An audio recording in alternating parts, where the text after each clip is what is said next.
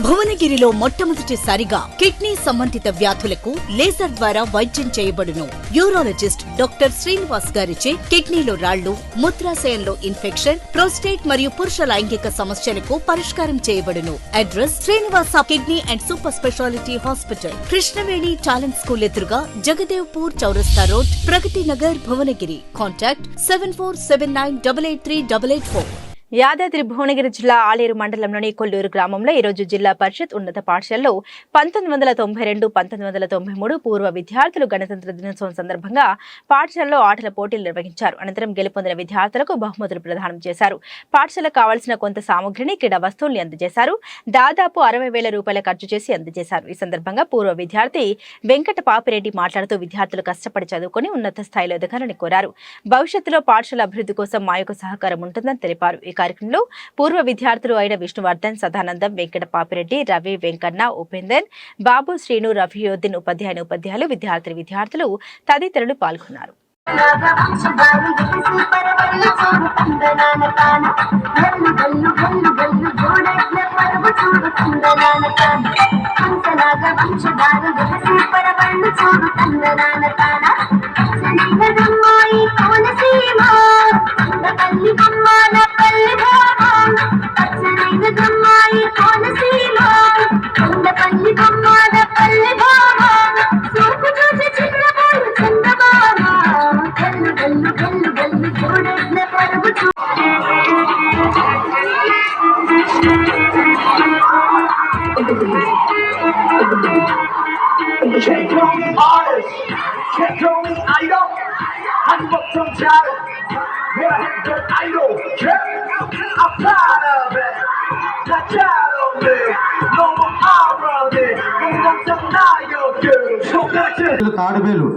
తాడుబెల్లు వేసరికల్లా భయంతో ఉరికొచ్చే కానీ మేము ఒకసారి ప్రార్థనకు అందకపోయేది.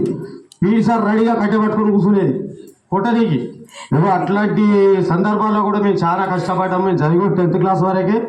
నిన్న కూడా మా కొడుకు గురించి ఒకసారి ఫోన్ చేసి ఇంగ్లీష్లో మాట్లాడుతూ నేను చదువుకుంటూ 10th క్లాస్ వరకే నాకు ఇంగ్లీష్ రాదని చెప్పిన.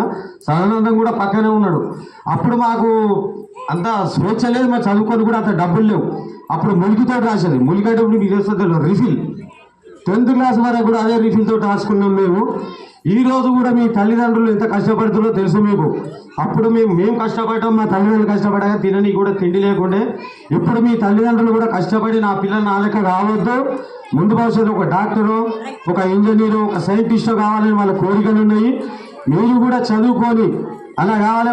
మేము కూడా చాలా కష్టపడ్డాం కనుక ఇప్పుడు మీ తల్లిదండ్రులు కష్టపడుతూ మేము కష్టపడుతున్నాం, చదివిస్తున్నాం. టీచర్లు కూడా మంచిగా ఉన్నారు. మీకు కూడా స్కూళ్ళు కూడా బ్రహ్మాండంగా కట్టినప్పుడు మా స్కూళ్ళు లేకుంటే ఇప్పుడు మీ స్కూళ్ళు ఉన్నాయి. ఇప్పుడు ఇంతకుముందుగా సార్ కూడా అన్నారు ఆడపిల్లలు ఉన్నారు, మగపిల్లలు అంటే ఎక్కడైనా పోతే ఇక్కడ విద్యార్థులు లేదన్నారు కనుక ఖచ్చితంగా మీరు ఎంత తొందరగా స్టార్ట్ చేస్తే మాకంత మంచి సార్. ఆ 3 లక్షలు కూడా ఫండ్ వచ్చినా రాకున్నా కానీ మేము అరేంజ్ చేస్తాం, ఇచ్చినప్పుడే తీసుకుంటాము.